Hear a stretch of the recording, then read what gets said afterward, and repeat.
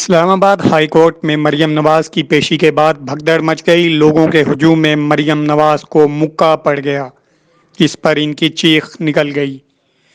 Video में देखा जा सकता है कि मरियम नवाज जैसे ही अहाता अदालत से बाहर निकली, कारकुनों के हुजूम ने इन्हें घेर लिया।